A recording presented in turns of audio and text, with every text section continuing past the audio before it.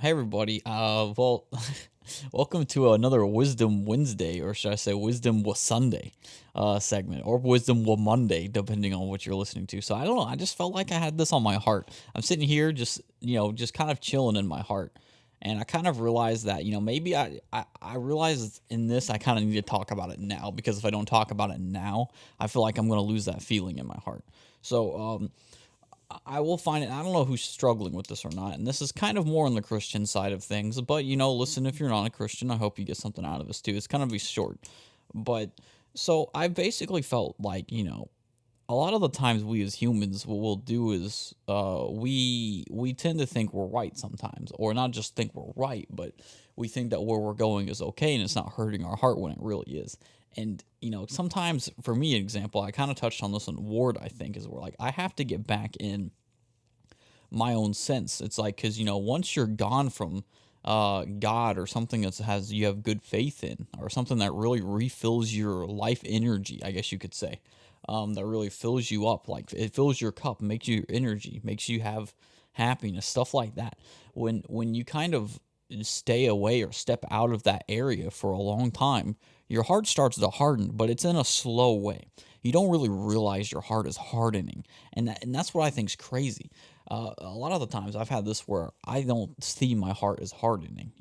It takes me a lot of times where I realize, all right, wait, I'm in a deep end on my heart. I need to go back. And sometimes I don't even realize my heart is in a wrong place or it's hardening until I realize that I'm back in that place that makes me happy. You know what I mean? And I'm not talking about temporary happiness. For me, sometimes it's church or even just praying to God, something like that. To me, that's what brings my heart out. It's like, oh man, there's a lot of stuff, and then you don't really feel the weight on your heart until you have that hunger for becoming a better person, or you feel like, oh, something's up. You know what I mean? And when I started to pray, sometimes within my heart, sometimes I have to super pray. I mean, I'm talking. I'm like, bro, eat this weight down, because sometimes here's the thing, we get a lot of weight on our heart, like I'm talking a bunch of it, like, and you don't realize it till you pray, or at least in my case, I don't realize it till I pray. When I pray, I feels like that weight stuck there. Sometimes I have to super pray and be like, all right, I need this off, like like almost like Super Saiyan. All right, I'm kidding as a little joke, but it's almost like after I really push forward into it. And I'm like, all right, I need this off of my heart. I need it off my heart. I push it out. And it's like that weight falls off of my heart. And yes, depending on how long or how deep you went in with your heart, depending on the actions you do. By the way, here's the thing, some actions will either slowly get your heart with a weight on it, or some actions will put a giant weight on it, but you probably won't feel it. And that's the thing about pleasure. I think pleasure is a good thing that pops up. And not only that, but um, our desires, some things in our hearts that we desire. And a great, interesting conversation that brought up, and I feel like I should talk about it, is our heart is a very thing that we need to guard. Because if we don't guard it, and that's like, when I brought it up in Ward, but I was talking on stream, and, I had a conversation brought up of basically, I don't think a heart can, desire bad. I think it can only desire good. And that's an understandable thing to think about. And in my personal opinion is that yes, if your heart's in the right place, I feel like yes, then your heart's going to desire that good.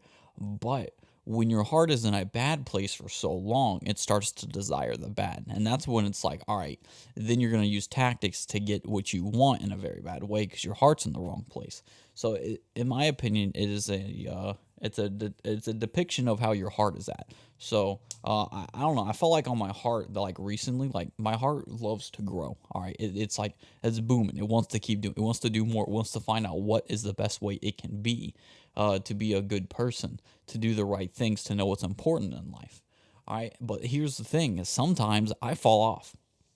And it's almost like you're on a zip line or a ski lift, and it goes up, but the cable snaps sometimes, and then you're reverted all the way back to the start. No, maybe not all the way back to the start, but sometimes you get reverted back. And it depends on what your heart wants or what you go for in your heart. So the more and more I say, if you commit bad things, that's why there's psychopaths, for example. I feel like psychopaths exist because of the fact that they chase their heart's desires when it was in a bad place for so long, and they let it spin and circle up into something bad. And so I feel like this is one of those cases of, well, maybe your heart could dictate the way you go. And the opposition too is your brain. All right, your brain is also, here's the thing. It's a constant battle, and I agree with that. Your brain, and I mentioned this in, I think, Ward. I don't know if I mentioned it in Ward. I mentioned it in one of these. I don't remember which Wisdom Wednesday I did, but I mentioned how the brain and the mind, if the mind and the heart are like two things that clash at each other. For me, a thing I realized: anxiety plays in both parts. I'd say overthinking goes inside the brain, but worry goes in the heart. And see, both are bad, by the way. When you overthink in your mind, it can cause worry in your heart. Both are bad. It depends on when you listen to your heart or when you dictate actions with your heart.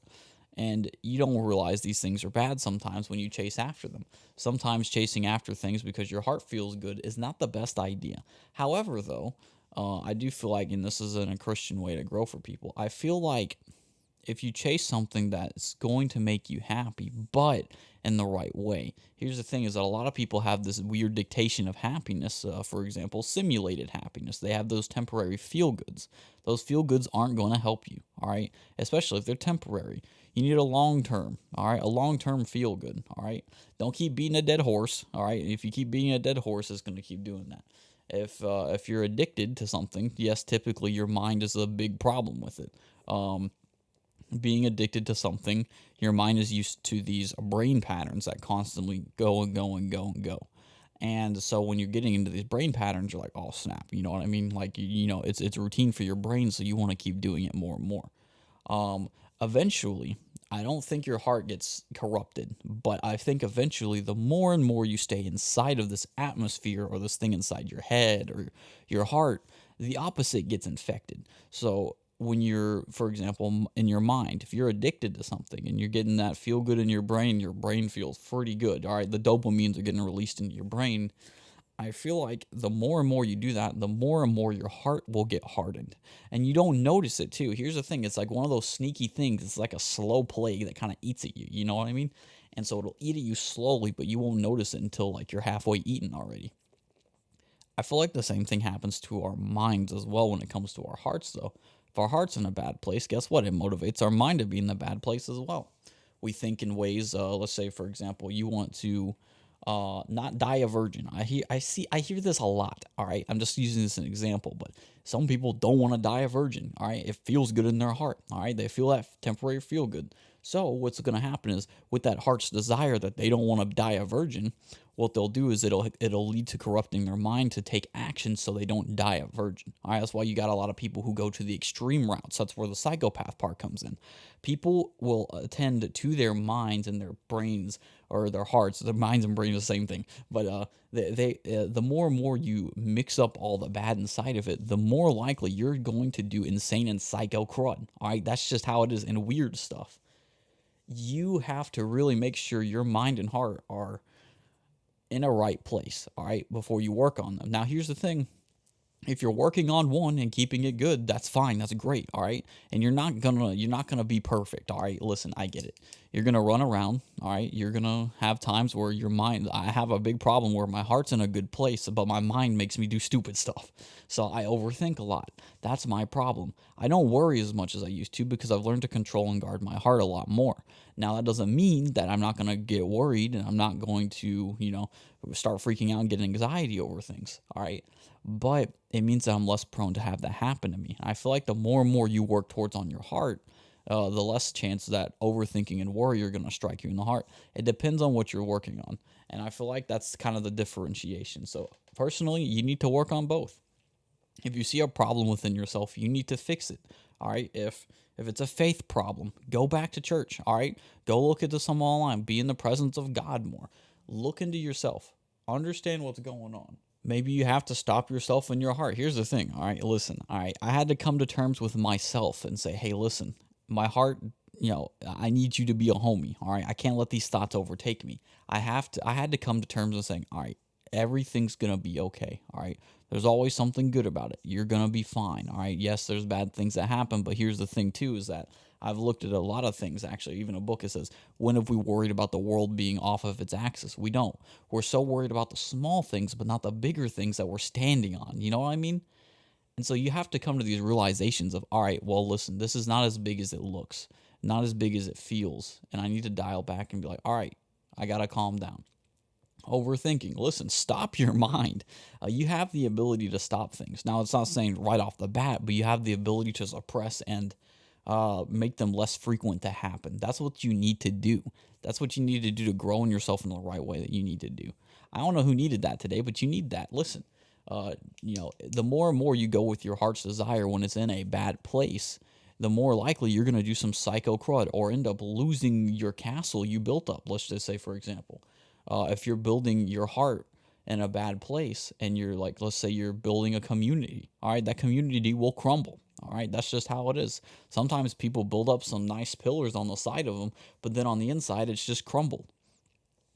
You have to make sure you're keeping your heart and your mind in a good place, or at least in a place where it's not going to go so far off to the deep end, like I mentioned with the psycho people, or when you go to the extremes just to get something done because your heart desires it, or because your mind is something that's going to let you fall down in there deeper. I don't know who needs that, but there's some short wisdom for you, homies. Whoever needs that, just want you to know I love you, and I'll be praying for you, whoever needs that. I just felt like that was something that was just put on my heart, and hopefully this clicks with somebody, and if it does, awesome. I got Twitter, Facebook, and Instagram if you'd like to talk to me about the small wisdom thing I wanted to bring up here. It's also Sir Derpy Creeper. I even put Wisdom Wednesdays on Spotify and SoundCloud. This is a Wisdom Wednesday, WHIZDUM Wednesday. And I post on YouTube and Twitch, so check them out. They're all Sir Derpy Creeper, and Wisdom Wednesday is on all of them except for Twitch. It's just Sir Derpy Creeper. But anyway, I hope you have a good day, and remember, listen, you got to know the differentiations between your heart's desires. Most of the time, doing something in an action of your heart's desire is bad. So look out for yourself. Even if your mind can corrupt things. It's like a yin yang with your mind and your heart. They can corrupt each other if you're not careful. So watch out for yourselves, homies. See you on next Wisdom Wednesday, I guess. This isn't going to be a wisdom segment, but I think this is a good segment to put. All right, see you, homies. Have a good week.